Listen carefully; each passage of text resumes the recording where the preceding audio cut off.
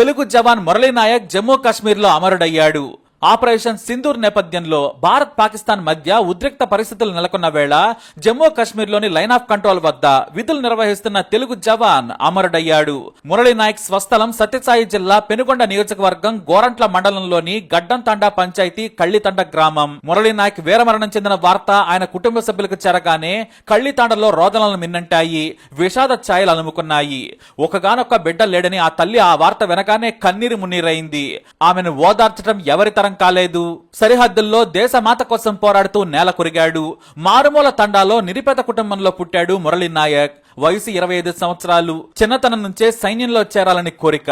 అదే మక్కువతో కష్టపడి ఆర్మీలో చేరాడు. కొద్ది రోజులుగా జమ్మూ కాశ్మీర్ సరిహద్దుల్లో సేవలందిస్తూ ఉన్నాడు. అంతకుముందు పంజాబ్ లో పనిచేశాడు. మురళీ నాయక్ తల్లిదండ్రులు శ్రీరామ్ నాయక్, తల్లి జ్యోతిబాయ్. మురళికి చిన్నతనం నుంచి దేశభక్తి ఎక్కువ. అందుకే ముందు రైల్వేలో ఉద్యోగం వచ్చినా కూడా అది వదిలిపెట్టి ఆర్మీలో కావాలని చేరి వెళ్లాడు. 2022 డిసెంబర్లో గుంటూరులో జరిగిన ఎంపిక ప్రక్రియలో అగ్నివీరుగా సెలెక్ట్ అయ్యాడు. తొలుత పంజాబ్, అస్సాంలో పనిచేసినట్లు తండ్రి శ్రీరామ్ నాయక్ చెప్పుకొచ్చారు. 2.5 సర్వీస్ పూర్తి కావడంతో మరో ఏడాదిన్నరలో అగ్రిమెంట్ పూర్తి చేసుకుని వస్తాడని కలలు కంటున్నారు తల్లిదండ్రులు. 2026 నవంబర్లో అగ్రిమెంట్ పూర్తవుతుంది. కానీ ఈ లోపే వీరమరణం పొందాడు. మురళి వీరమరణం గురించి తెలిసి దుఃఖ సాగరంలో మునిగిపోయారు తల్లిదండ్రులు. తండాలో విషాద ఛాయలు అలుముకున్నాయి. ఒక్కగానొక్క బిడ్డ. తల్లిదండ్రులిద్దరూ కూడా దినసరి కూలీలు. ఈ తల్లిదండ్రులు తమ ఏకైక కుమారుడిని ఉన్నత స్థాయిలో చూడాలని ఆశించారు. ఇందుకోసం ఎన్ని కష్టాలకైనా సిద్ధమై పనుల కోసం ముంబై కూడా వెళ్లారు. అక్కడ తండ్రి భవన నిర్మాణ కార్మికుడిగా పనిచేస్తూ ఉండగా తల్లి ఇళ్లలో పనిచేస్తూ ఉండేది. మురళిని నాగనాయని చెరువు తండాలో అమ్మమ్మ దగ్గర ఉంచి చదివించారు. 10వ తరగతి వరకు సోమందేపల్లిలో, ఇంటర్మీడియట్ డిగ్రీ అనంతపురంలో పూర్తి చేశాడు. ఊళ్ళో జాతర ఉండడంతో ముంబై నుంచి తల్లిదండ్రులిద్దరూ కూడా వచ్చారు.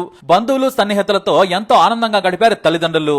ఆ విషయాలన్నీ కూడా కొడుకుతో పంచుకున్నారు. కానీ ఈ లోపే ఈ దుర్వార్త వినాల్సి వచ్చిందని రోధిస్తున్నారు. పంజాబ్ లో పనిచేస్తున్నట్లు చెప్పాడే తప్ప జమ్మూ కాశ్మీర్ లో డ్యూటీకి వెళుతున్నానని మాత్రం చెప్పలేదు అని చెప్పారు మురళీ నాయక్ తండ్రి. చనిపోయే ముందు ఉదయం పూట కూడా వీడియో కాల్లో మాట్లాడాడు. తాను బాగున్నానని కూడా చెప్పాడు. మేం ఎలా ఉన్నామని అడిగాడు.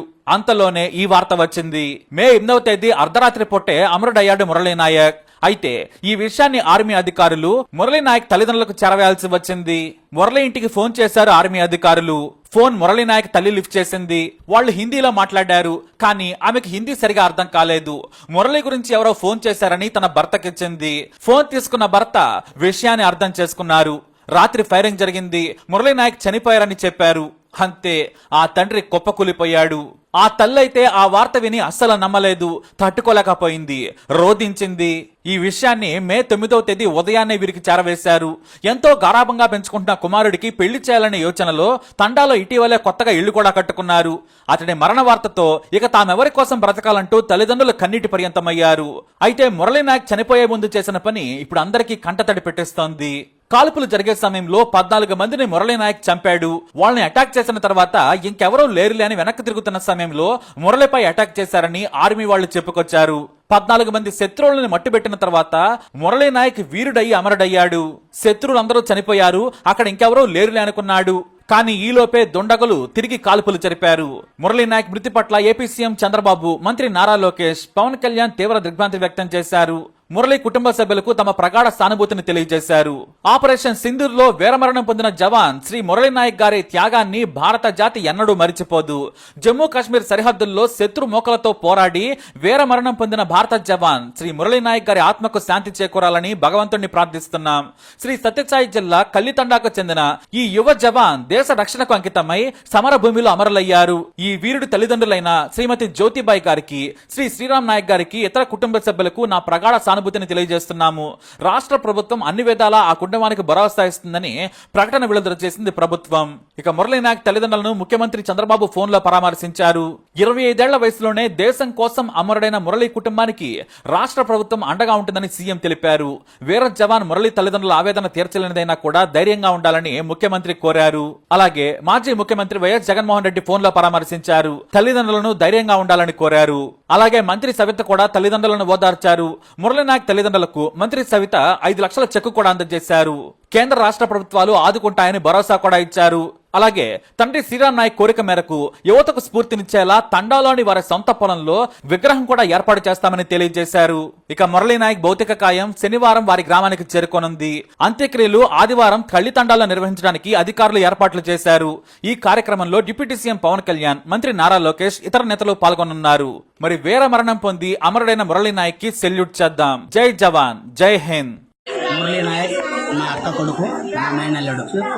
తనకి చిన్నప్పటి నుంచి చదువు ఫస్ట్ స్టాండర్డ్ నుంచి ఆర్మీ ఉద్యోగం వచ్చేంత వరకు మేము బాగా సహకరించాము. ముందుగా నా ముందు నిలబడినటువంటి టీవీ9 సంస్థకు, ఎన్టీవీ సంస్థకు, అలాగే టీవీ5 మీ అందరికీ నా హృదయపూర్వక నమస్కారం తెలియజేసుకుంటున్నాను. తను జమ్మూ కాశ్మీర్ బార్డర్లో ఉద్యోగం చేస్తున్నాడు. తనకు మొదటిగా ఉద్యోగం వచ్చినప్పుడు నాసిక్లో తను ట్రైనింగ్ తీసుకున్నాడు 6 months. నాసిక్లో ట్రైనింగ్ అయిన తర్వాత అస్సాంకి జాబ్ పోస్టింగ్ ఇచ్చారనమాట. అస్సాంలో 1 year జాబ్ చేశాడు. ఆ అస్సాంలో 1 year జాబ్ చేసిన తర్వాత మళ్ళా పంజాబ్కి ట్రాన్స్ఫర్ చేశారనమాట. పంజాబ్లో జాబ్ చేస్తూ మొన్న అంటే 2 days బ్యాక్ జమ్మూ కాశ్మీర్ బార్డర్కి అక్కడ వెళ్ళాలి అని తను మాకు ఫోన్ చేసి చెప్పాడు. నిన్న కూడా మాతో బాగానే మాట్లాడాడు. తను ఒకటే, ఈ ఉద్యోగం వద్దురా అన్న కూడా తను ఒక్కటే మాట అన్నాడు, చస్తే నేను దేశం కోసం చేస్తాను, నేను చచ్చిపోయినప్పుడు నా బాడీ మీద భారతదేశపు జెండా కప్పాలి అని ఫస్ట్ నుంచే తను ఈ మాట వాళ్ళ అమ్మ నాన్నకి చెప్పాడు. వాళ్ళ అమ్మ వాళ్ళ నాన్న ఎంత ఫోకస్ చేసినా ఈ ఉద్యోగం వద్దురా, మనకి ఏదో కూలీ నాలి చేసుకొని బతుకుందాము అని అన్నారు. మా అక్క మా మావ ఒక చిన్న బీద ఫ్యామిలీ సార్. వాళ్ళు కూలీ నాలి చేసుకునే వాళ్ళు.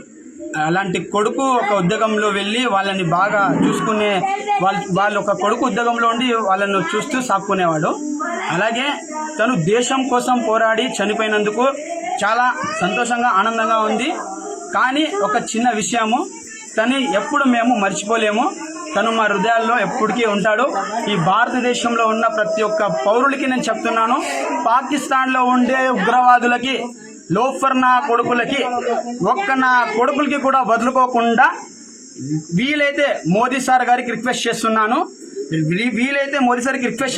2 రోజుల్లోనే ఆ పాకిస్తాన్ మొత్తం సర్వనాశనం అయిపోవాలని నేను కోరుకుంటున్నాను.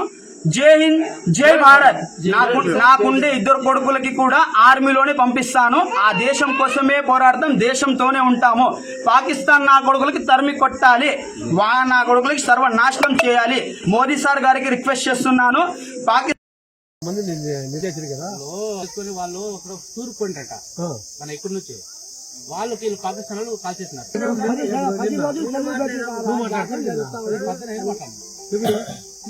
8:30కే పొద్దున్న మాట్లాడా.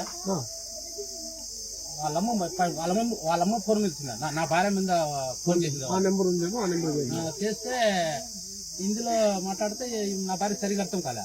మళ్ళీ నాకు ఇచ్చా, మురళి గురించి మాట్లాడుతున్నారు చూడని నేను మాట్లాడితే, సార్ ఫోన్ बोले हिंदी में बोले, सर फोन आप कौन है? मुरली का मुरली नायक कौन है? सर मेरा लड़का है। अच्छा, थोड़ा टाइम रुक गया बात करने में, तो उसने बोला रात को 3-3:30 बजे फायरिंग हुआ।